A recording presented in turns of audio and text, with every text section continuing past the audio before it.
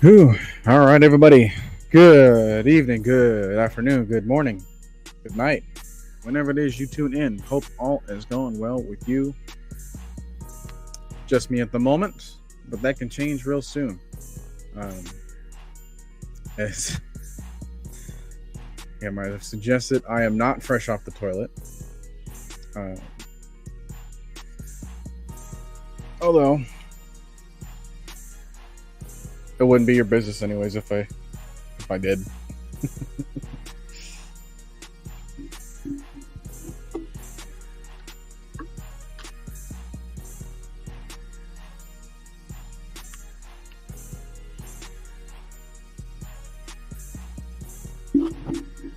Just thought I'd get that in there. Also, get my pal Pitts, because Pittsburgh. Figure that'd be the easiest way to transition into this. How's it going, Blake? Blake the Snake Roberts. All right. Who else is here? How's everybody doing? How's everybody doing watching college football? Because don't lie, I know that's what you guys are doing probably. I mean, just think of like the stuff that's been happening. I was catching up on the Discord, but like Notre Dame, Auburn, like I don't know, man. What's going, Big Ant?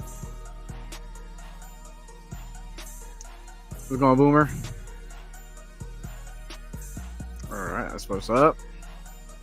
How's it going, Jerome? Terrible trap tails. 6 man in the building as well. I'm playing the new Queen. I don't know, man. You seem to have done it to yourself. All right. Well, Jay Shep, how you doing? Yeah, even Penn State was looking really weird. A lot of weird games, man. What's even weird was the game we had last night. The Eagles and Packers one, man. It's a good thing that Jordan Love is only having to deal with an MCL injury, but even then, like, that's going to have lingering effects down the road for him, especially, the way that he landed and how impactful he is as a player. Like, man, praise up to him.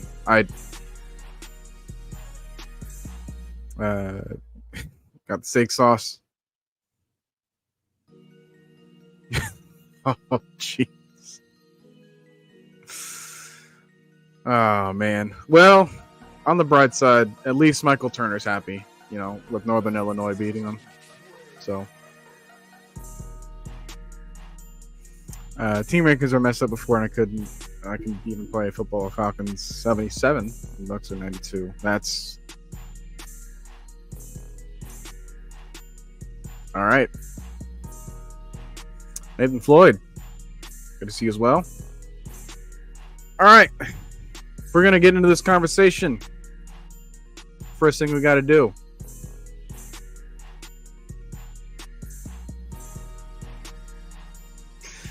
Man, we saw this last year, or we saw this last time. He's going to be talking about, oh, well, you're going to write our obituaries in the week 1 and all this other stuff. And it's like, all right, well, see you sticking to it, huh? Pete Coleman reporting for duty. Howdy, howdy.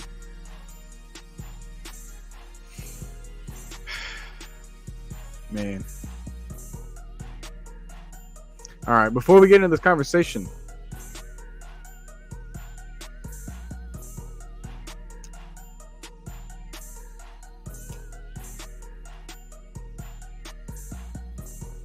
I'll leave it up to anyone who wants to join right now, as we did in. That way, anybody's watching live, you guys can hop on. Those watching back, well, hopefully you enjoyed our conversation afterwards. Oh yeah, that's something They've only been doing it up until the 10th, I want to say, which is like on Tuesday. And I think last year they had a glitch where like they couldn't take back all of the codes. So some people just kept the game for free. Maybe that happens to you. We'll see what happens then. Champagne Bad, welcome. I absolutely hope that we put 40 on them too. So, oh,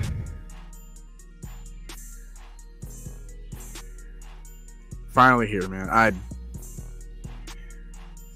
was thinking back to a couple things. Just real quick, I have this Pittsburgh snow globe from back when I went to New York, and I just kind of traveled through the airport there.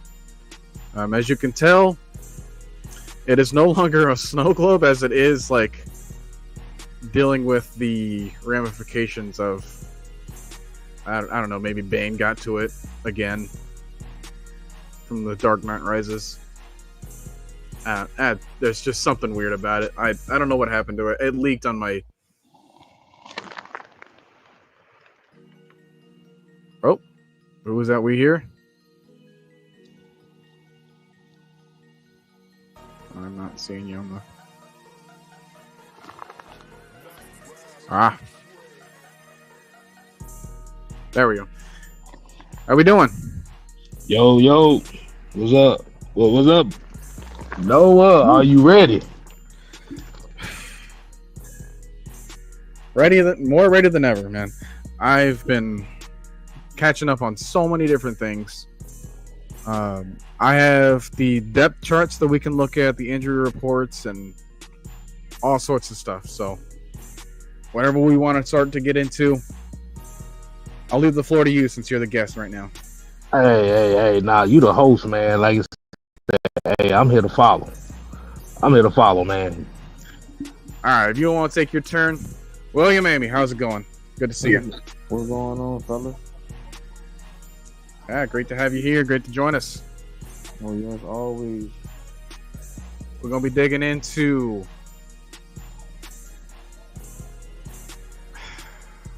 How about we go here? Steelers defense versus Falcons offense. Ooh, I think our offense gonna do good as long as our Caleb McGurdy get help on the right side, because we got T.J. Watt, we got Hayward. I think we should take some shots through Kyle Pitts, let Quinn cover this game, and get the ball to Darnell Mooney kind of early in space, just one-on-one back up. So I think if our offensive line pass protect, it could be a high-scoring game on us on offense. And don't let T.J. Watt and the front seven hit home early. Absolutely. I'm looking forward to seeing how Caleb McGarry takes on T.J. Watt as well. To your point, I do think that he's going to need some extra help there. So I'm looking forward to see how many times we see Charlie Warner on the field for him, especially line up on that side. Now, I don't want him to stay there on the field. I do want to be able to have confidence in McGarry moving forward, that he can take on some extra speed, because we all know that he's a massive human being. But as we saw last year with Brian Burns, it's like at any time he faces someone with speed, that's his biggest problem. And moving forward, he could potentially be the blindside protector for Michael Penix. So we got to have some shored up things without making sure that we're in predictable formations. Making sure that we're leaving an extra person out there just to have an extra blocker. I kind of liken it to how, on defense, you have the quarterback spy when facing a mobile quarterback. I'm just thinking back to what Michael Vick said a while back, where it's he hates the quarterback spy as a concept because you're taking someone else on the field away from a regular assignment just to kind of keep eyes on him. And normally he was faster than the person anyway. So it's all that work to scheme around him, and it didn't matter anyways. So I'm hoping that offensively we don't run into that trap where we're constantly having a tight end protect on behalf of Caleb McGarry. He's good on the other side because he's got Chris Lindstrom on the left shoulder. But anytime you get in those matchups where you're having a massive problem I think was it like 19 sacks in the NFL last year for TJ Watt. Alex Highsmith, no slouch himself. I think he also had 12. Like, these guys can go after him, and that's what I'm looking forward to right now. What about you, K Styles? And I'm gonna just say it like this: as long as the Falcons' offense is be able to keep themselves in manageable distances, it's going to neutralize them pinning their ears back, like you said, with Highsmith and TJ Watt. Like you said, the differences with the offense this year definitely is going to be they're going to want to get the ball out quick. And that's one of the main things, the way to neutralize a pass rush heavy defense like Pittsburgh has is you do two things. You run the football effectively and you get the ball out quick, which means Kyle Pitts or anybody that's in that slot is going to have to be an effective tool. Hell, even just the running backs out the backfield in general. That's how I look at it. Yeah, yep. And I feel like we need to run the ball too with Tyler Jill kind of a little early. Like, probably not say first quarter, but like close to third quarter, fourth quarter. Let Bijan Robinson get some rest. Put Bijan Robinson and Will Routes and stuff like that. So we be great, man. Yeah, I remember hearing about, you know, if you deal against pressure from a particular side of the ball, two of your solutions is to either run away from it or pass towards it. So when it comes to Bijan, he's so shifty and he's so explosive. Like, it kind of doesn't matter. Like, I look at how Saquon was used just last night and how, like, he can see through a hole and he's got the burst to go through it, but he also shows us he has the patience to watch for his blocks too. And that's the key thing right there. Just making sure that he stays having that vision to help him get extra yards when necessary. The other thing is, since we're like watching all these different games, offensive linemen, figure out where your heads are, because goodness gracious, the amount of illegal formations we've been seeing. I think they changed the rule this year because just these first two games, I've never seen this many calls like that before. So unless they done changed the rule, or these folks got bricks in their damn head, I can't explain it. Man, it's so minuscule too. Like, what they're looking at is where the tackles are. As far as like their heads and where they line up, and like if one of their tackles is like a little bit in front of or a little bit behind the other one, that's what they call. And I was like, dude, does that matter? Like, in the grand scheme of things, if you are just like an Isaiah Likely toe away from your other brethren, like, is it really gonna matter? Yeah, I can't really explain that. Like I said, even that caught me off guard just tad bit, because these were kind of like little nuances and rules and stuff that we didn't even get no news on as far as what they were changing. Or I know I didn't get no information on it, but it was interesting. I've seen a lot of illegal formation damn penalties just these first two games. This is the most I've seen in two games ever. I can only imagine how Sunday is going to look like as a whole. Like, is this going to be like take a shot every single time this gets called? Because, dude, we're not going to make it till Monday night.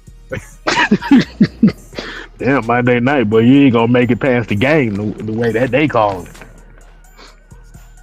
Oh, jeez, man. So, yeah, one of the biggest areas of improvement that I want to take a look at is, especially with new coach, new coordinator, new play call, like new all of that. Like, yeah, we have the same offensive line, which is in some cases rare, you know, with all 5 starters being the same. But when it comes down to the situational discipline, like, I don't want to have this be a case where, like, we're we're losing to ourselves. And that is something that the Steelers have kind of taught us over the years, is that the Steelers, like, no matter how great of a reputation Mike Tomlin has as a coach, as like a winning coach, he always has those moments where his team either plays under the opponent or it plays up to it, but then there's going to be those moments where something else happens. And I don't want to have to rely on that, whether it's winning or losing against them. So I really hope that either the refs get a handle on this thing, or we take a look at what's been happening the last two times and then kind of realign ourselves and making sure that, like, all right, well, everyone's where they need to be, because, man, that's just so ridiculous to kind of lose yards like that and lose momentum in the game. See, the problem is this is just one of those things where, like you said, we're in a passing league now, and the tackles are more so taught to be at a certain spot on that line where they have to be prepared for that pass rush. This is just the consequence of it. That's unfortunate, but that's where the evolution of the game came at. So now you're trying to teach these tackles, okay, you have to line up you got to line up a little bit more up here. This is the new rule. This is what we're going to call, if you're far back, illegal formation. I mean, they had a lot of emphasis last year too when it came to I think it was Orlando Brown. Whenever he got like the kip out as the right tackle, like there was some plays where he was earlier than the snap, but it didn't matter because I guess it was Kansas City, and that was the beginning and end of that. Whereas now, like, we're trying to make sure that everyone has a similar lineup and that everyone knows like where to position themselves and time it from there. And then that's where the true athleticism can showcase itself, especially when it comes to these tackles, because they're going to need every single bit of it moving forward. Now, let's talk about like specific stuff, because this is the first time we're going to be seeing Kirk Cousins. Like, yeah, we've seen a lot of him in practice. Now let's put the pads on. Let's put him in a real game.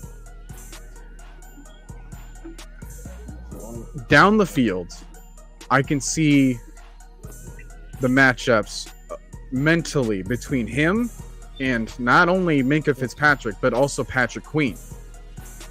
Right. So, what do you guys have to say about those two defensive players? I want to hear what William got to say on this. I'm gonna let him lead him off on this one. Say it again. I ain't heard Will's question. The players to spotlight on the defense is going to be Patrick Queen and Minkah Fitzpatrick. Do you have anything to say about those guys? Them guys, they kind of tangible. They kind of play like line to line, stopping the run, gap blitzes. They like to put pressure, let the the defense in, trying to stop the run. And Patrick Quinn, he's a good sound tackler, but I just don't think he's not a good covering. Like, I think we should use Kyle Pitts, move him in the slot, open the middle of the field so we could have Darnell Mooney, Drake London, Bijan Robinson come out the screen yard. I mean, like, halfback toss, anything like that, man, whatever we could do. But we got to have this Pittsburgh defense guessing. Because they can't, I know they were going to try to stop the run early, but we got to be balanced. Running the ball and short pass game and, medial route. So I think we be balanced, we be straight. Cause Zach Robinson, he gonna have a good game plan. And when I seen him when he played LA Rams, and they home they won in overtime. TJ Watt had to have an interception, so he could cover too. He could drop back in the cover. So TJ Watt, man, that's a guy I'm really worried about. Cause he could cause the whole game by himself. Mm-hmm. But as far as Patrick Queen comes, like you said, and Jerome 69 says it here in the comment section, he said they're going to be eyeing Bijan Robinson while he's on the field. As far as we talk about with QB spies, like I said, you have a Bijan spy. And with the quick decision making, with the quick processing that we hopefully see from Kirk Cousins in this game, that's going to be something that's going to be to our advantage. And like William said, Kyle Pitts is going to be the biggest factor in where this offense is going to go for this game. Like you said, Minka is going to roam. Queen is going to roam too. We just got to see Kyle Pitts turn into the unicorn. And that's just about as basic as I can say on that one. Because I don't think these defense can guard him. Because Kyle Pitts is 6'6" and he on the 4'4". So you're gonna have to use Kyle Pitts early in the slot, make him put in the formation like he about to block, and he going the route, middle of the route. So like I said, and we have to win these games early because we got a tough game in Philly. They just beat Green Bay, so we got our hands full on Saquon Barkley and AJ Brown and them. So like I said, we got to win these 3 games back to back. I know it's early, but we go 3-0 or 2-1 early season. I'm cool with that. This is why the pickup of Charlie Warner may be more underrated than people give it credit for, just for the simple fact that he is that guy who can be that streamline blocker. As we already know, Kyle Pitts, he's not really necessarily the inline blocker that most people. Yeah, but like unless you said, you said what? You said what? Unless you're Arthur Smith. That is true too. But like you said, as long as, like you said, with the space and offense that they're bringing here, I don't expect Kirk Cousins to hold that ball for less than 3 seconds, but for no more than 2.5, 3 seconds. Yeah, 1, 2, 3, ball out, get it out. Yeah, I think this is the. This is essentially going to be the Matt Ryan offense we're going to see again, just with different faces. Yeah, I believe so. Yeah, it's a breath of fresh air to have someone that can not only make quick decisions but good ones when they're quick. Right. Like they haven't worked a ton with each other, Kirk Cousins and Zach Robinson, but they already have that feeling that like they understand what they want from each other. And we've seen that in practice. Getting an echo. You see who just popped in it, bro. Shit. Did I fuck up everything? Yeah, you did. Nope, you're good now. You did, brother. You know what's up. Huh? No, you good, man. Now. You good. You good. Hi, Noah. How you doing, brother? I mean, my Hispanic brother, how you doing today? Yeah, to bring that up, huh? I'm messing with him. He I pick on him every time he say, I'm not Hispanic. All right. So what's going on, man? Well, I didn't even know case I was on here. I was just gonna come on here and sit with Noah for a minute. You guys can both join. That's fine. Shoot. The whole reason I left the stream open. Shoot, this is what we call it a surprise here, because nobody knows what's gonna happen. Yeah. So, Mad Mike, we just got in the discussion between the Falcons offense and the Steelers defense. We've been kind of picking some players as far as like who we wanted to talk about on the defensive side of the ball. We've already kind of touched on TJ Watt, Alex Highsmith, those edge rushers there. We just finished talking about Patrick Queen up in the middle and Minka Fitzpatrick roaming around on the back end.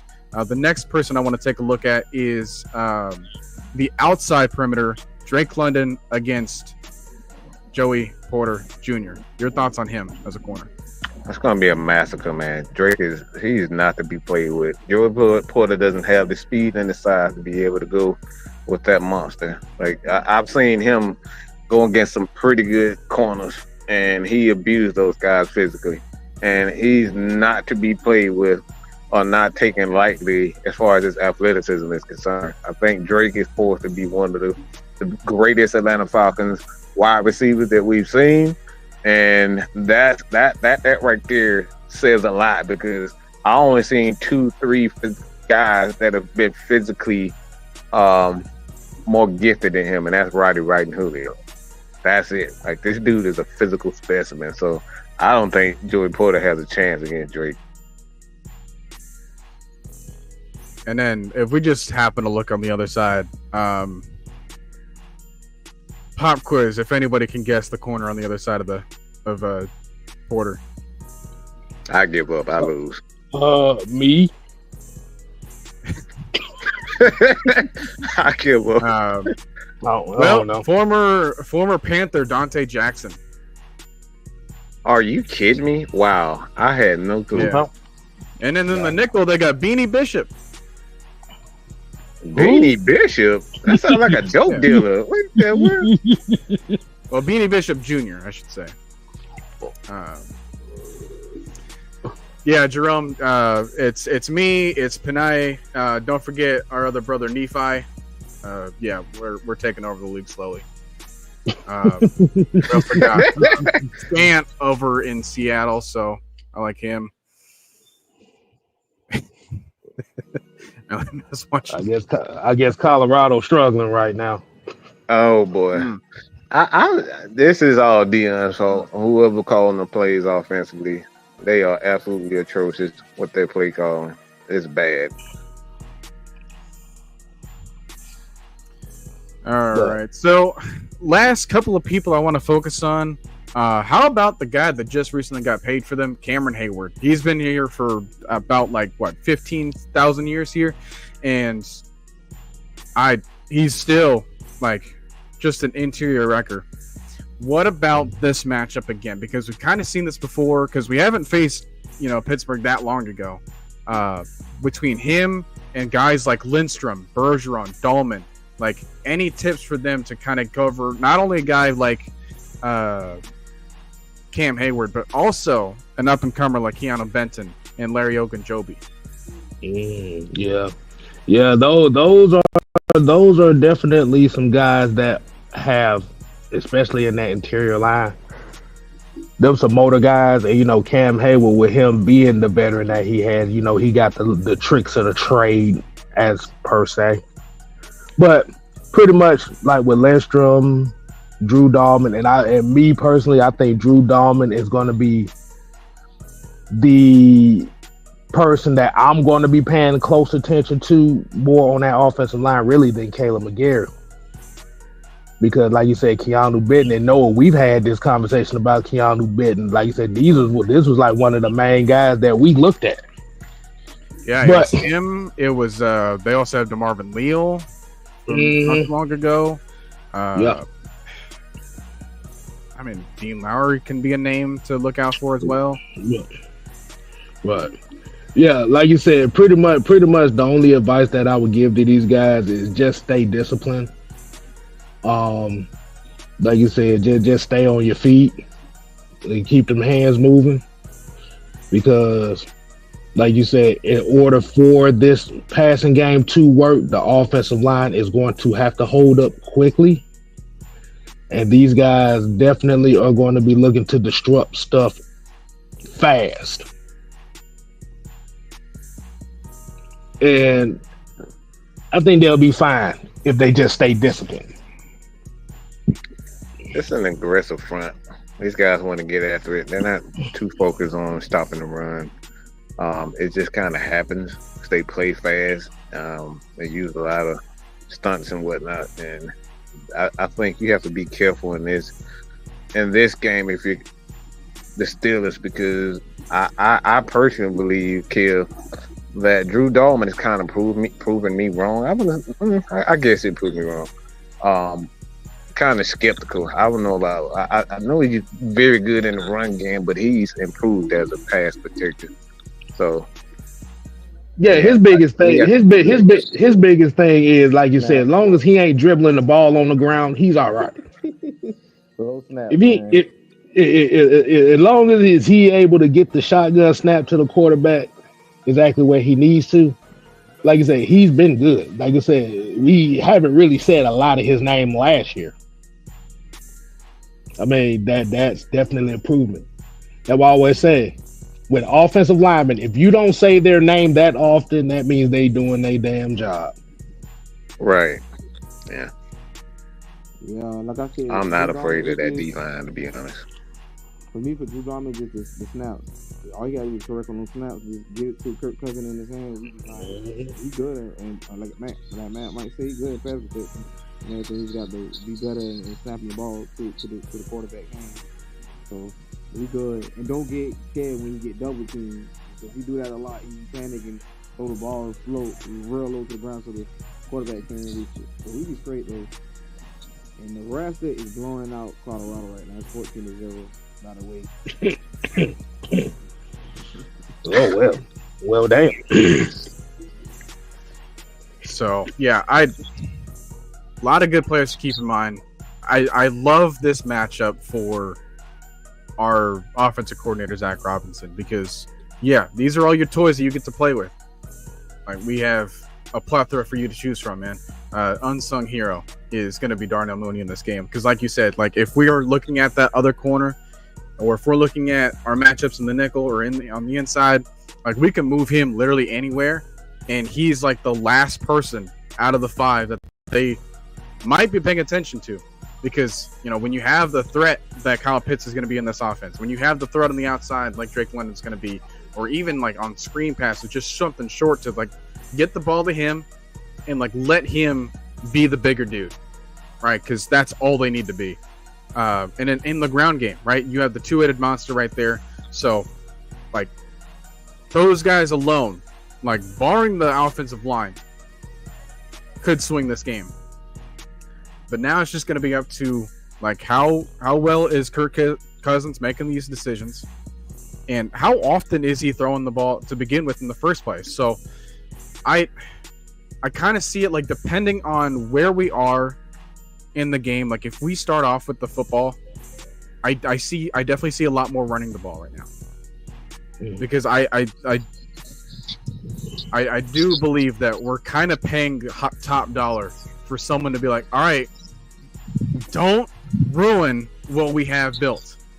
That's all that's all we need you to do. Do not ruin what you've built. So, like, limiting Kirk Cousins to about maybe 25 completions or about 25 passing attempts in the game. I kind of see that. That averages about 6 passes a quarter. I think that's just enough for them to set an example of what they can do, showcasing their talent, deep, intermediate, short, whatever the case may be. But ultimately, let this football game be run through the backfield, because we know what the other side of the ball has done too for us, and this is what we're going to be talking about now. Steelers offense versus Falcons defense, because we know the other guy. We know Arthur Smith too well at this point for him to be making these kind of mistakes against us as a defense, because he doesn't really know Jimmy Lake all that well. Like, yeah, he might have been familiar with some of our players, but even then, like, the connections that Raheem Morris has built in that entire locker room, the benefits that he's gotten from Jimmy Lake as they've worked together in the past, the history of guys like Justin Simmons and Matthew Judon playing in that conference, getting to see the Pittsburgh Steelers more often, getting to see those players, like, those will have big things to impact the game. So, looking at their starting quarterback, I think this is going to determine the entire focal point of how they decide to call plays. Yeah, they're also going to run the ball. They're also going to try to be physical. But what is going to happen when they have to pass the ball? What say you? 6-man. Well, if this was Russell Wilson starting, even though this ain't the Russell Wilson that everybody saw in Seattle, as a guy that's been there and done that, he would be a guy that I would definitely worry about. But with it looking like Justin Fields probably being the guy that's going to be under center, we know Arthur Smith pretty well. They're going to try and I know with George Pickens, we know how much of a hothead George Pickens is when he don't get the ball at times. But this is going to have to be a Pat Freiermuth, Darnell Washington type of game, or Cordell Patterson type of game. Maybe Calvin Austin. Well, we've seen what he done. We've seen what he done with speed receivers. He don't use speed receivers very well. But why do you get him and Scotty Miller and? But it's going to come down to, like I said, the Falcons' defense biggest weakness right now is going to be the interior line. Is can they cover the middle of the field? So this is why I said the guy to watch for on that Pittsburgh offense is going to be Pat Freiermuth. I was confirmed that's how you say the name, so I'll roll with it. But my issue is my thing that I'm going to be watching out for, and this is a question that I have for the whole panel here, is do you think that Arthur Smith is going to try so hard to prove the Falcons wrong that he's going to be calling some dumb stuff? He did that without the emotions in the previous games. Right. So now you're adding more of an emotional element to it. So like you said, is this something to be watched out for as far as that Pittsburgh offense? I would absolutely say so, because we've seen the stubbornness of Arthur Smith. He wants to make his way work, and the contrast between him and Raheem Morris is like, hey, we are all collectively making our own path to success. And I don't see that same kind of like chemistry that he's got with Arthur Smith. Now, like, sure, like other people can really like him, but when it comes down to his schemes and what he wants to do, like it doesn't really seem like anybody else has that much of a say so. So like, when it comes to like, oh, I'm gonna have Michael Pruitt on the field again, even though I have Darnell Washington, who's possibly a better blocker than him, but like I already know who Michael Pruitt is. So, and then I kind of know a little bit more about Van Jefferson than I do about this other guy. And like, he's going to have something like that. Like I have the Steelers depth chart here. They have Cordell Patterson listed as the third running back. I kind of don't buy that right now. Because yeah, we're going to see a little bit of here and there of Najee Harris and Jaylen Warren. But how better, if you were Arthur Smith, like how much better would it be to take what was considered like the scraps of our offense and then try to dink and dunk down our defense against it? Like trying to use Scotty Miller, Van Jefferson, Cordell Patterson, like all these guys that we're familiar with, like having those guys beat us rather than guys like George Pickens. I kind of see that more. I kind of see that happening more than just like a George Pickens game takeover or something like that. What you got on that, Mike? What? Well, personally, I don't think they have the running game to kind of, to focus on doing what Arthur likes to do. If I'm not mistaken, I think Najee is he's injured. He has some injury issues. The running back kind of beat up. The running back room's kind of beat up, and then you have Justin Fields, who he doesn't really know. He's seen him play, but I mean, seen him play a couple of times. I think 2 times he played Chicago. So you look at the offense. I think look at the wide receiver room. It's the George Pickens show. So it's like I don't think there's nothing about Pittsburgh that I'm afraid of. I think this has to be a game where I think it comes down to the fans.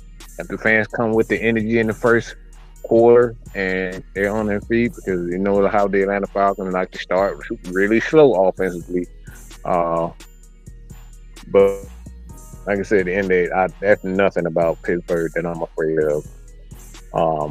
Not even defensively. So many people are so focused on TJ Watt, but like TJ Watt is not a great run defender. He's not a great cover guy.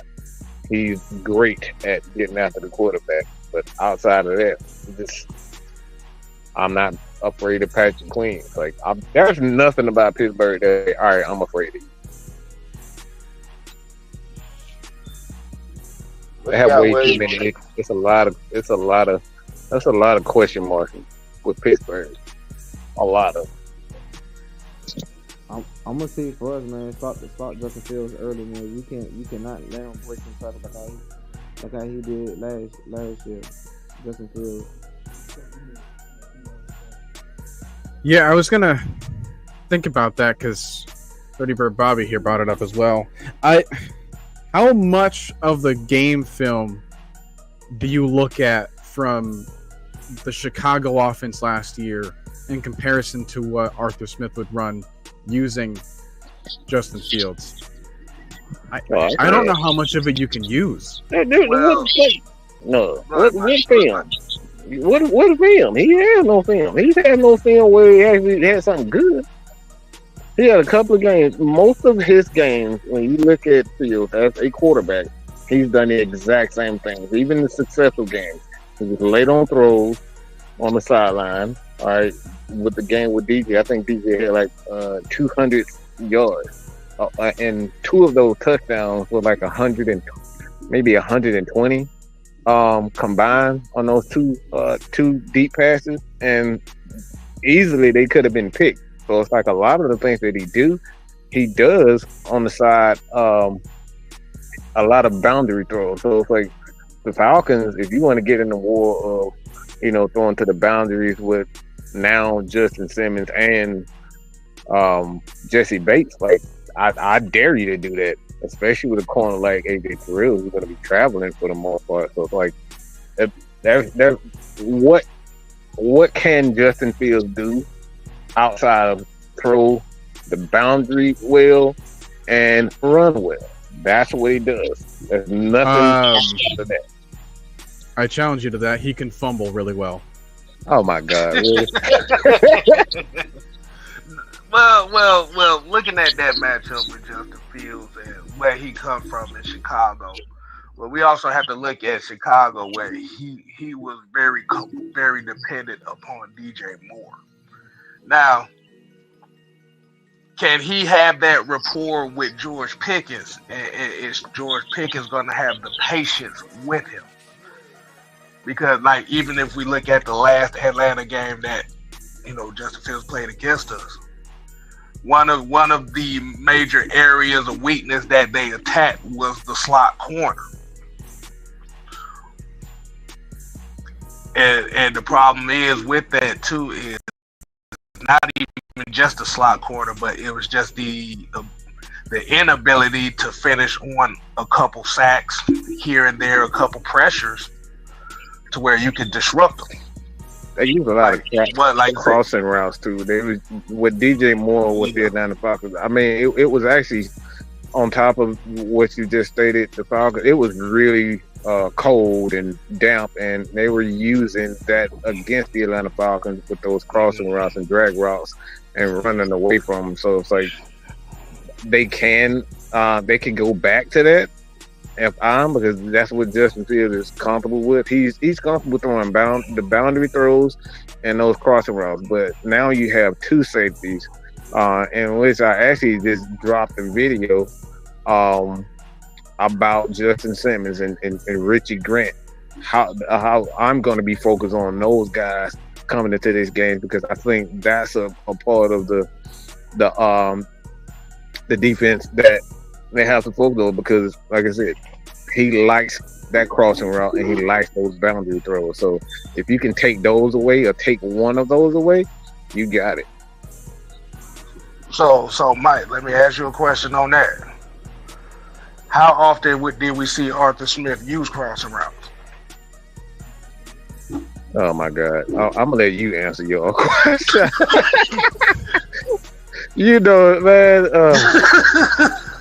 Yeah, that pissed me off last year. He really, really said to me that you got a little Scotty Miller as fast as he is, and Kyle Pitts running seam routes and 9 routes. Yeah, Arthur really pissed me off last year with that. I also take a look at, like, we already kind of know what Arthur wants to do, right? He wants to run the ball. He wants to bring the big guys up on the line of scrimmage and then control that and then use that play action. And then maybe then he can start throwing some crosser routes like he used to before.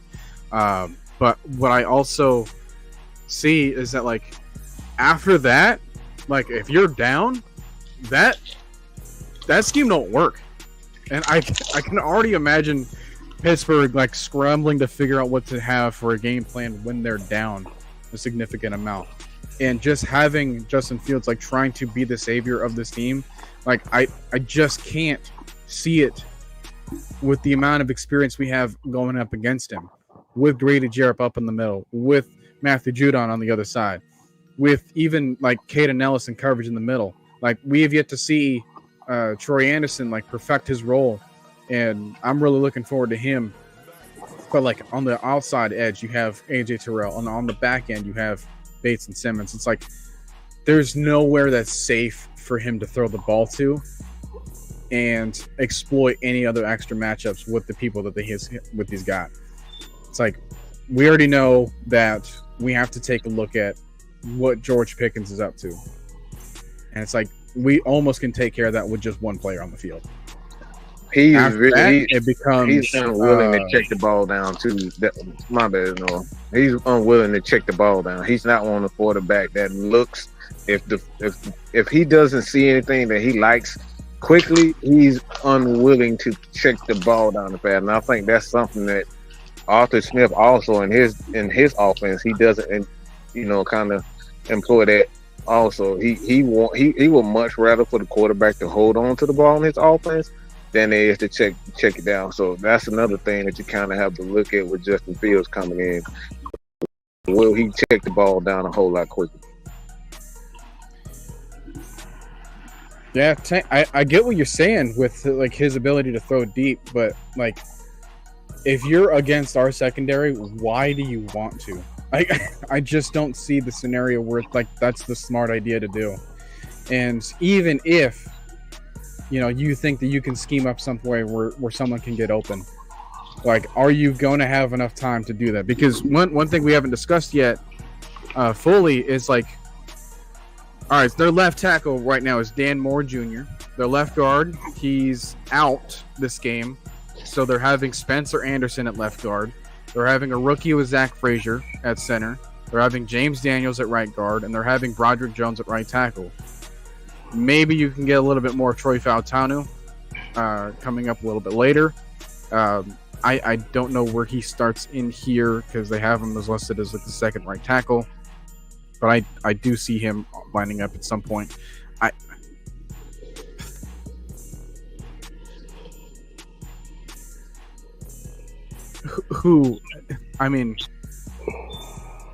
Well, the main thing, who are these people? What the hell is wrong with y'all? I'm sorry, no. What? Why are you talking about the linebackers are getting crazy work? Like, who makes you think who the flying freak is afraid of Justin Fields? We've seen this before. We have a guy that's in Carolina. He runs just as well as we've had Baker Mayfield. The Falcons have played against mobile quarterbacks, but this is nothing new. Like, why are we really so upset or getting so excited about Justin Fields? Like, he's the only mobile quarterback in the United States. Okay, we've seen this before. Because they're hoping Justin Fields beats the Falcons to prove us wrong. that's all that shit. That's all that comes down to. Justin Fields was gonna be hurt last game we did when we were with Chicago Bears. The biggest thing we're going to have to see here in this matchup with the Falcons defense, even with Justin Fields, is can that interior line get pressure up the middle quick? Again, throw him off his rhythm, throw him off his spot. Because, like you said, the thing that beat us last year, and we just said it, is those crossing routes. They put DJ Moore in the slot 85% of the time and ran crossing routes against whoever the hell was on that slot. I expect Mike Hughes to get a pick or D Alfred because I know Justin Fields was trying to check out corner 2 and corner 3. He ain't gonna throw the AJ Terrell. We know better. Yeah. But I expected us to get 2 fumbles from Justin Fields, a sack, fumble, an interception, 2 from Jesse Bates, Justin Simmons. I think it was gonna be 28 though, the 14 or 7. To be honest, I don't think they're going to go over 7 points. And it's being real because Arthur Smith is not a good offensive coordinator because they're going to think he's going to prove something when he play against us. But the Falcons already know his game plan. He a run-heavy team, and the wide receivers run the same route concept. Like none of his receivers going to have separation outside of George Pickens. So I think they're going to have to split and win. 28, Steelers, 10. Hell, you look at that matchup. If you look at that matchup last year, hell, if Evan Kenny actually holds on to that damn sack, are we even talking about the same thing? Yeah. But I think that's which was the theme of majority of them losses we had last year was containment. Containing like letting quarterbacks breaking on Arizona Cardinals, Kyle Murray running, Minnesota, Josh Dobson. Like we couldn't contain them quarterbacks. Like when they do them bootleg roll out and they just get 20, 30 yards running, it has killed us. Even though we put our safety, Richie Grant got burnt. So now we got Matthew Judon. I think he gonna have Arnold Ebiketie to step his game up and the rest of them. The pass rusher, Lorenzo Carter, Luke Ororo. So we got depth, man. If we be consistent and rotate that defensive line and give Grady Jarrett, some fresh air, don't let him play 60 snaps, but we be good, man.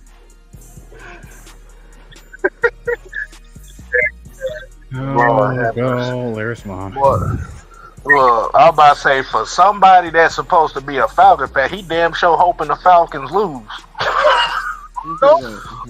Take it, Pooh, hoping the Falcons lose. Not on the Raheem Morrison. Follow the Falcons. He's not a Falcons fan. I know these types.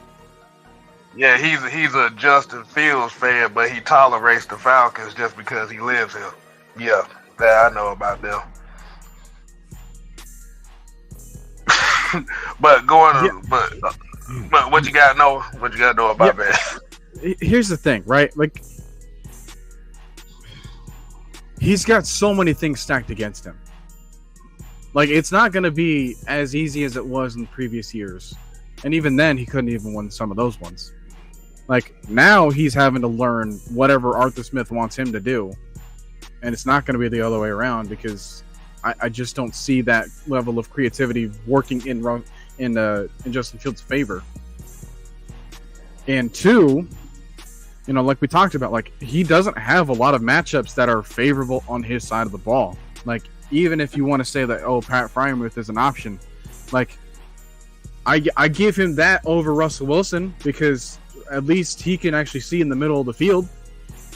But then it comes to, like, his decision making, and even if we have a situation where, the Steelers are ahead at some point in this game, which can happen, where does Arthur Smith put the football? Does he keep putting it in Justin Fields' hands? And what purpose is that for? Like, is it to showcase his talent as a runner? Is it his show? Is it his?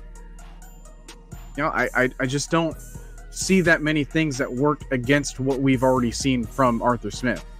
And it's like, he's already had that uphill battle with us. Like, maybe in another couple of games where he might surprise some things and Pickens makes a ridiculous downfield catch like he, kind of does like every other week. Like, you can see that happening for a few plays. Like, obviously, I'll give him a chance to kind of score a field goal, but to kind of like consistently go up and down the field against the defense that we've assembled, I get we have new defensive play callers, but it's a different feeling when you're a quarterback who's been having to make a battle for the last couple of years just for your job, and out the gate you're supposed to be like swinging home runs. I just can't see that scenario working all that well out for him right now.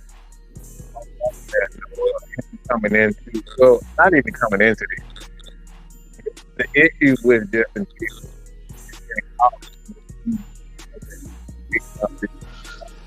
kind of going in and out.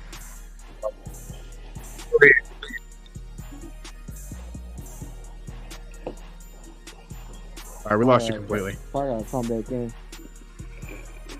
Yeah, right. They can come back in.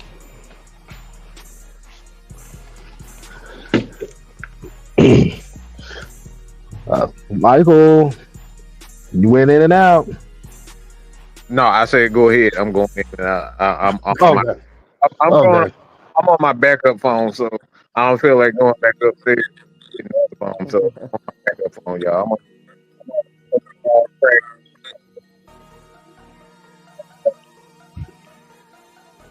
Well, like you said, as far as this situation is, the best thing that's going to happen for him is he's going to have to run the ball. But the thing about it is, are they going to allow him to run the ball? Which is what I call his trump card. Like you said, this is the reason why you bring in a Matthew Judon. This is why you bring in a Justin Simmons. This is why you have a Jesse Bates. This is why you keep a Richie Grant, Troy Anderson. You have a lot of guys who are rovers by nature who can also spy. So essentially what we're going to be going against is going against a Taysom Hill 2.0. Just going to have to come down to, can the defensive line, once they get their hands on him, are they going to finish the job? Right. So, moving away from that a little bit, let's talk about the other side of the game right here. Special teams. Okay, Styles. Yes, you and I both know. Special teams can be important. And Yep. they got a familiar face over there returning kicks. Now, on our side, Avery Williams is back for us. So, I like our matchups, but how do you think the field position is going to sway for both teams here? Well, as we already know, man, special teams, this is going to be an important factor, especially in the first game of the year. You're going to need that special team to give you that good field position. Now, like you said, Avery Williams isn't a Cordero Patterson. As far as you already know, he's going to be able to, he has the ability to break one. But like you said, he's capable enough. Now, when we talk about special teams, for me personally, I'm not even going to be looking at the return guys. I'm looking at two guys. That's Bradley Pinion and Young Wei Koo. I don't know how many times we'll see Bradley Pinion in this game, if I'm being honest. I mean, even if you don't see him that often, well, when you do, you want him to pin them as far back as possible. Yeah. Like you said. Who got to hit these field goals? Like, I understand preseason mess on, but you got to be consistent in the league and kicking. I don't care if it's a 50-yard field goal, 45 or 42. You have to be consistent kicking the field goal, because sometimes the team might need you to kick a game-winning field goal, so we can't have those missed field goals. And like you said, and Penning, he have to kick the ball to like on the 20-yard or the, you know, we put teams pin them in situations that they couldn't get good return yardage. But it's not as different now because the new kickoff rules. They got to kick it off close to the 25. But I think they should change that next season. I don't think we should do that again. To me, I like the original kick, the special team kickoff. To me. We've already seen a lot of touchbacks as it is.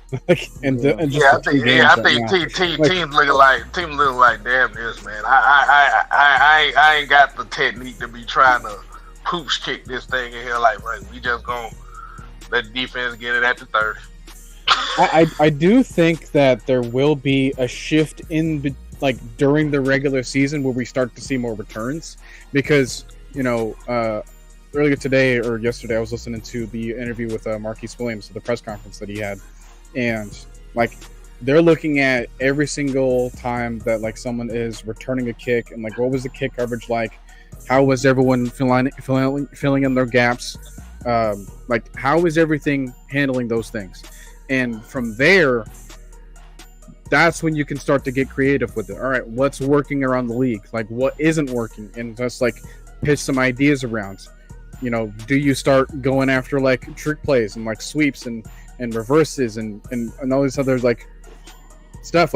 You have the ability to do that here, but right now it's all about playing disciplined and playing sound and making sure that we don't have a lot of people that are out of position and just breaks off and breaks away for a big game or goes all the way for a touchdown. I don't know if Cordell Patterson has the speed as he does, because we're starting to get a lot more speedy guys right there, not out in coverage. So it's not going to be a bunch of linebackers and tight ends that are and fullbacks that are going to be only there to kind of fill in the 11 people that they need for special teams. It's going to be some corners, some running backs, maybe some guys that have that speed, that can understand their assignments, that can take a look at the vision and know where to be. Those are the people that you need to have in those positions to not only field kicks, but cover for them as well. So I don't know how much of a factor it is in this game specifically, but it is something to keep in mind moving forward. So last thing I want to talk about, just quick little tidbits that the four of us can deal with. Hopefully we can get some different names here. Just overall, we've talked about pretty much everyone else we can. Is there anybody that you wanted to shout out here, whether it's on our team or on the Steelers team, who needs to step up? I'll go.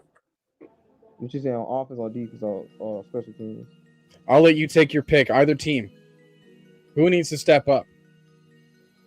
I'm gonna go with our team. This year, man, I need one of the Potter stuff up and honor educating, man. Educating. And Richie Grant, if he gets some playing time, because we can't have those that happened at the beginning of this year when Chicago Bears and David Automata, because we let quarterbacks break free, breaking runs, not quarterback containing them. We had difficult problems with that. So Arnold Ebiketie, David Automata, and Richie Grant, we got to set the tone, man. We cannot have offense thinking we're the same final team. That's what I'm gonna go with. All right, Mike, did you hear the question?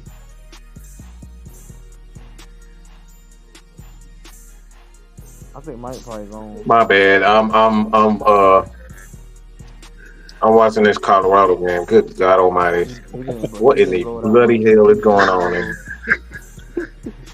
So, question is, I'll let you pick a team that you want to signal out a player for. Who needs to step up in this game? In this game this week, Falcons and Steelers.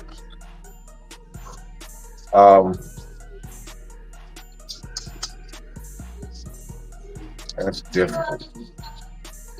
I say Dante Jackson, because he's gonna have, if they don't step up, if he doesn't step up, it's gonna be a long day for that team. Pass rush is not gonna be able to help them against the Atlanta Falcons, because Falcons have a balanced attack. They're gonna continuously have a balanced attack with Tyler Algier, Bijan Robinson, and then you got a guy like Darnell Mooney, who's a 1,000-yard receiver himself. So it's gonna be a long day if he doesn't step up. As far as me, I'm gonna go with the Falcons.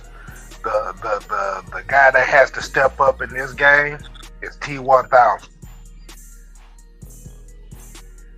because you also, like you said, just with this Justin Fields matchup, you have to remember T1000 was the main spy against Justin Fields the first time they seen him. He didn't play the last time. So I'm going to need him to step this thing up this week. And I know with the emergence of late Nate Landman, he's going to have to reassure his role within this defense. Because he got a lot of upside. But you got a guy behind you like a Nate Landman who's hungry too. Yeah. I'm gonna pick one on both teams here, and it's kind of they might be facing each other here. Van Jefferson and Mike Hughes. I want to see, like, do they have any sort of threat outside of the three that we know? Like, is Arthur Smith going to really care to give him the ball? Like, how is his development in this offense going to look like? I don't know, and that's why I want to point him out. And then on the other side for us, Mike Hughes. Like, he is the one that I think a lot of people are looking at the secondary and pointing at, like, all right, well, why are you the starter? Because we've seen really good things out of Clark Phillips, and yet he's backing him up, right? And we also have, although we're not going to see him because of a groin injury, but Antonio Hamilton, right? We just promoted Kevin King. So, like, we got a lot of competition there, and Mike Hughes, he's sitting comfortable, and we want to be able to figure out why. Because we've seen him in the last couple of years, like, yeah, he's a first-round corner, but at that point, like, all right, he's not really going to be playing up to the first-round potential because he's not even on the team to do it for.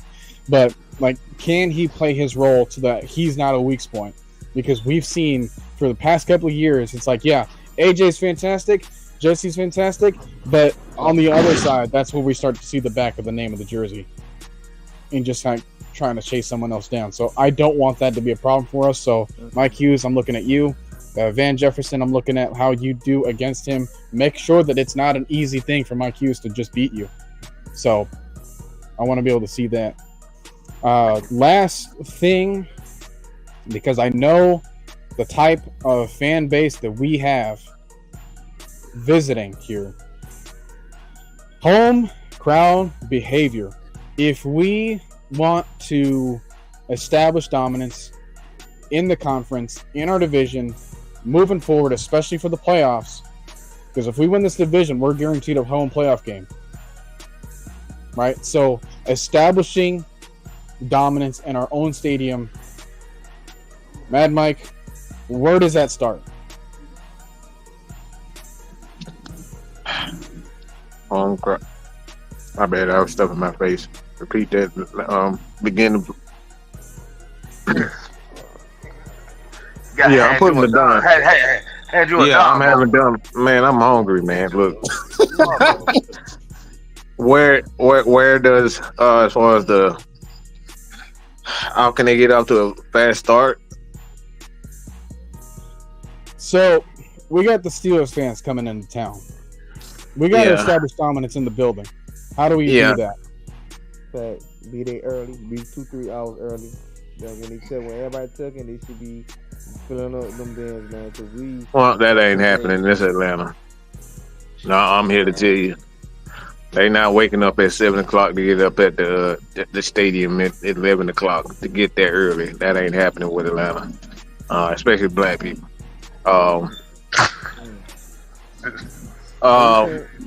So you saying the Pittsburgh? Yeah, they've been drinking. They've been out drinking the night before, so they damn sure ain't getting up at 7 o'clock before they can get up.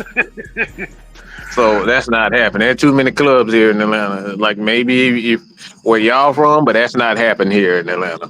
But no, we ain't got big clubs like I'm from Savannah. You know, we ain't got big clubs like y'all. I get it, but I just say feed the beast. Feed the beast, man. I think you have to feed Bijan and you have to feed Tyler. Get those big head goons going early and protect Kurt.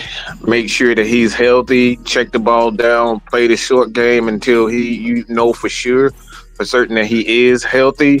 I think you have to just be careful with it and rely on the defense early. So I just say Feed the beast. As far as you saying about the home field is definitely you're going to have to get rowdy right off the gate, because like you said, as the reputation of the Steelers fans is that they travel well, we have to stay the course for the full 60. But like I said, that also is going to come down to the team as well. They're going to have to stay consistent. They're going to have to play disciplined football. But as far as the fans is, when it's third down for the Steelers, the fans got to get rowdy. When the offense is on the field, they got to shut the hell up. Like you said, if you have to snatch a terrible towel off of somebody and wipe your ass with it, you got to do whatever. Because as long as them towels ain't waving, our home field advantage would not go anywhere. So if we watching the game on TV, or folks may not be in the stadium, if you don't see those towels waving, that means the Falcons home field and the Falcons are doing their job. Well, Here's the thing about the terrible towel. That doesn't make noise. It don't make noise. It don't make noise, but for some reason, when folks wave them towels, they're gonna make the noise. But here's what I'm looking forward to, right? Because not only do we not have Russell Wilson playing in here, I don't know if he's like scared because of what Atlanta has done to him. As far as like every time I brought him up in the media and everyone was saying like, no, because Future ain't gonna want him. Maybe that's the reason he's not starting. I don't know. Point is, Justin Fields is coming back to Atlanta, right? And that was a big deal when he was in Georgia. That was a big deal even when he was in Chicago coming with us back in 22. Like, I don't want to hear cheers for Justin Fields in this game, right? So I want to make sure that the crowd remains on our side and they're not trying to be controversial and they're not trying to sit on the fence here, because you're going to hurt yourself if you're sitting on that fence too long. So I want it to be clear. It's like, hey, we root for the Falcons. We are not rooting for Justin Fields. All right? I know he's your hometown kid, but you got to make sure that there is a distinction between liking who you like outside of the team, but then loving your own team first. So make that clear to me. If I'm watching live, because I can't be there, like, I want to make sure that I come away watching that game, making sure that, like, all right, we had everyone rooting for the Falcons that was wearing a Falcons jersey, that was wearing Falcons merch, and that they weren't trying to think about like, oh, well, Justin did good on the other side too. No, I don't want to have that conversation. So make sure that you place your allegiance right now. You establish that right now. I don't want to have you praise other people on the other side of the team every single time you're there. So go ahead, declare your loyalty, make sure that it's present. Like, you make your presence felt there in that stadium, right? And last thing I'll say is fourth quarter needs to be the loudest. So whatever momentum we need to grab there, whatever momentum we already have going into the fourth quarter, whatever kind of score it's looking like, make sure that fourth quarter is the loudest possible quarter. I don't want you guys to make sure that like, oh, well, we were loud in the first quarter, we were loud in the second quarter, that should be enough, right? No. Bring your energy. Keep it there. Make sure that the later the game is, the more that you're cheering, the more you're invested, the more you're energized for it, the more you want to see that Falcons victory. So I'm looking forward to it, guys. Any last things you want to say before we close the show? Who do you love? Are you sure? That's what Noah's talking about. Exactly. Well, except for Tank gonna be rooting for Justin Fields. Oh, we know it. Look. So he's been disqualified from this conversation. Yeah. But yeah, I agree. Like you said, man, the money quarter, the fourth quarter is going to be the most crucial for our fan base. Like I said, man, we got to start this off strong, boy. Falcons, we want to know. Like you said, we got to win the South. It starts here. Yes, sir. The next couple of games, we just seen our next two opponents just in these last 2 days alone. Yep. We got to be consistent. They're not playing, man. We got a tough one, but I at least expect us to be 3-0 or 2-1. We got to win this one at home, man. Trying to stay one in Philly. And, hopefully we can beat Kansas. That'd be a good Christmas present for me early. But, yeah. We'll be good, man. As long as we stay healthy, man. Healthy and be consistent on both sides of the ball, man. Rise up. I see 11-6. My prediction of 12-5 this year. I appreciate you joining, Will. Yes, sir. All right, man, Mike. All right, Yes, sir. All right, man. Until next time. Take care. Like that, I ain't putting no record on nothing. The only thing I'm saying is we better win the damn South. That's all I'm gonna say. I'm going with Raheem Morris. Win the damn South. I mean, it starts after those 3 games because right after that we have boom, boom, boom, and then we have another 2 games pretty close after that. So, like, the division's gonna have to be won, and it's gonna be won early.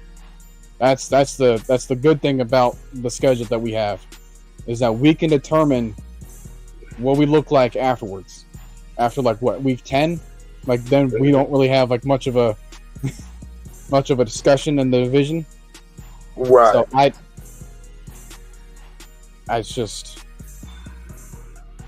it all starts here. And like I said, we have to establish the home crowd right now. That way it's not a problem when Kansas City comes by. That way it's not a problem when anybody else comes by. All right, now we know, right? You sold your season tickets. Let's show them. All right? Well, you can't even find it. They said they sold out of parking. So, yeah, this shit down there. So, yeah, you thinking about getting to this game, you better off sitting on the couch in your drawers. They say ain't no parking spots. Yeah, it's nothing. Did you guys? I pointed this out last week, but did you guys see how the Cardinals are adding little houses inside the stadium for people to rent out? Yeah, I've seen that. Wow, I've seen that. I've seen that. Yeah, they for the out of town experience and stuff like that. Yeah, Mike, picture this. So you have it kind of looks like a 20-foot long, 30-foot wide. I think it's got 2 stories. They do show a staircase. They have this little area for you to rent out in Arizona and have 10 parking passes, 20 tickets to take with you. It comes with food and all those other things. You have your own TV, your own living room setup in there. And each week, if you decide to rent it out, it's at least $26,000. Oh, shit. For a Cardinals game. It can go up to $40K. Each week? That's what I'm saying. Each week. That's what I'm saying. If you get all the benefits it asks for in the casitas, as it says. Showing my Hispanic side, ain't I? Yeah. I'm trying to figure out why the hell I want to do that.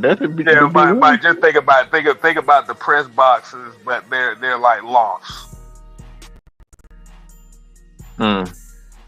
Yeah. And I think they're on the end zones. There's only a couple of them. So yeah.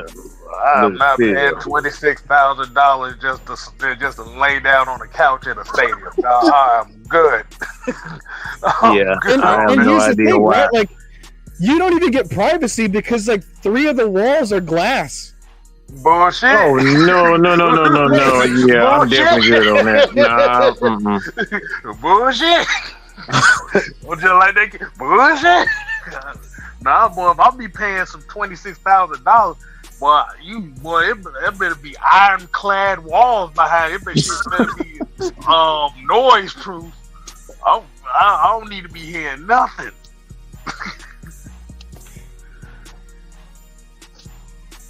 26. Yeah. Nah. Like I said, bullshit. This ain't the OnlyFans content the Cardinal Stadium is gonna go crazy. Not with no glass walls, it ain't. You got that right. That's for free. That's where the $40,000 comes from. Nah, you ain't getting that with the 26K. You guys No. He said, Jordan Test boy said, I paid $114 for 4 tickets to the Cardinals versus Jets game. Hold on, what? But basically saying that those tickets are $26 a pop. Well, better than Carolina Dang. after the year. All right, well, that's gonna do it for the show, guys. Any last things you want to say, 6 man? Hey man, shoot. Hey, look, like I said, football. We're gonna sleep when we're gonna wake up. It's game time. We got game time tomorrow, man. Like I said, y'all make sure y'all show the Professor Noah some love over here, man. Like I said, him and Trey gonna get back in this thing here. Like I said, I just want to show him some love. I think this is the first time in a good little while that I actually got to kick it with you on the show. So it felt good. Especially with me as the host. That's so weird for me. hey, I told that's why they called me the 6 man, man. Look, I know how to play my role the right way. Look, like I said, y'all make sure y'all subscribe to Noah Tedell on his channel, man. Like I said, we showing love to everybody that's part of the family. AFN is 30 to 40 deep. And here's the thing too, right? Because I'm trying something new. I don't know if you guys know this, but I'm also on Twitch now. Yeah, I saw that. Yeah.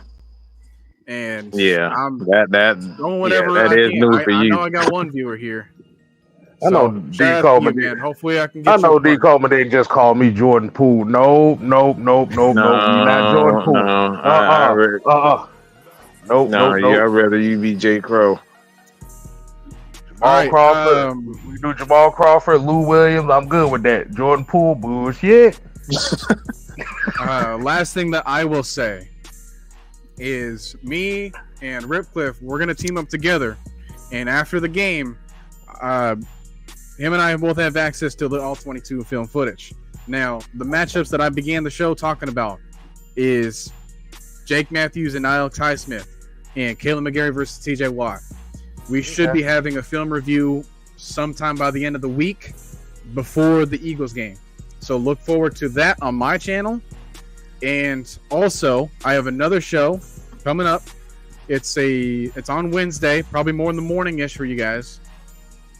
Bryce Lewis, one of their Falcons reporters from Fox 5 News. I'm going to be hosting the show with him. So if you want to show him some love, he makes some really good reports on Twitter, or on X, I should say. Yeah, I've done a show with him. Yeah, he's. I think Kevin and I did the show with him. Okay, yeah. So go ahead and show him some love on his platforms as well, and we'll be looking forward to it, man. See you guys there. Mad Mike, any last things before we close the show? Again, show Noah some love. I'll have his link to his channel on my community tab. Be sure to hit that subscribe button, man. Like I said, Noah is one of the most informative people that I've known. I consider him a brother. So if y'all don't show him some love, I'm gonna be very, very disappointed. All right. So like I said, man, show Noah some love. Because when I tell you, he not only helps me a lot with that Discord, because I don't have a lot of time. And Noah does a great job of keeping that going for me. So I appreciate that, Noah. But if you guys do me that favor, you would really be doing me a favor. So head over there, man. Show Noah some love, man. Hey, that's why we call him the Guys. professor over here. That's why we call him the professor. All right, then. Next time we meet up, want to know. Want to know, baby. All right, Yep. I will see you guys Wednesday. Take care, guys. Wednesday.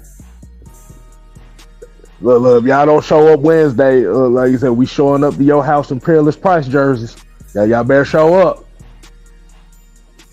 Damn. All right. Find one of those. We sending them